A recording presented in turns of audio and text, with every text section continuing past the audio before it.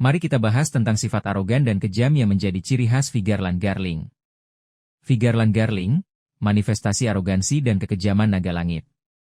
Tidak hanya dikenal karena kekuasaan dan kekuatan tempurnya, Vigarland Garling juga menonjol karena sifat-sifat pribadinya yang sangat mencerminkan sisi tergelap dari bangsawan dunia, arogansi ekstrim dan kekejaman yang tak terbatas.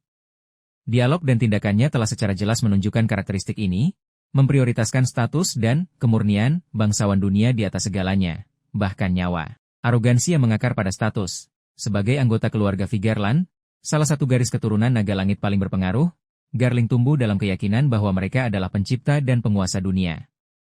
Arogansi ini bukan sekadar sifat buruk, tetapi sebuah ideologi yang mendarah daging, memandang selain naga langit sebagai makhluk rendahan yang tidak layak mendapatkan hak atau perlindungan. Pemenang, perburuan manusia.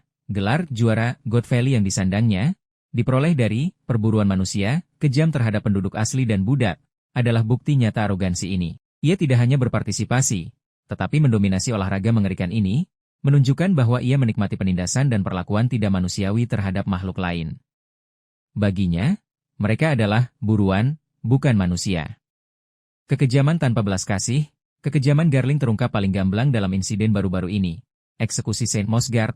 Tanpa ragu, Garling memerintahkan dan menyaksikan langsung eksekusi Saint Mosgard. Kejahatan Mosgard? Dia berani membela dan melindungi seorang manusia ikan yang tidak bersalah. Bagi Garling, tindakan simpati terhadap ras rendahan adalah pengkhianatan terhadap kemurnian dan supremasi bangsawan dunia. Sebuah pelanggaran yang patut dihukum mati.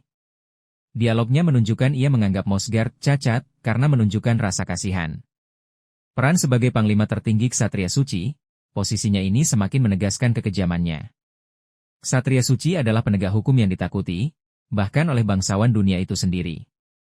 Garling adalah pemimpin yang memastikan aturan tirani ditegakkan dengan tangan besi, tanpa kompromi atau empati.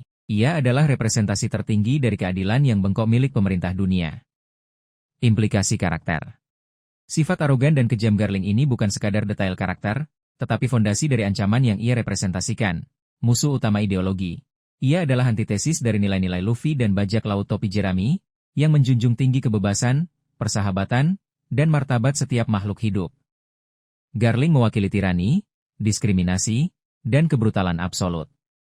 Motivasi konflik, karakteristik ini menjelaskan mengapa ia akan menjadi lawan yang sangat kuat, tidak hanya secara fisik, tetapi juga secara ideologis. Kesenjangan nilai antara dirinya dan pahlawan cerita akan menjadi salah satu pemicu utama dalam konflik akhir.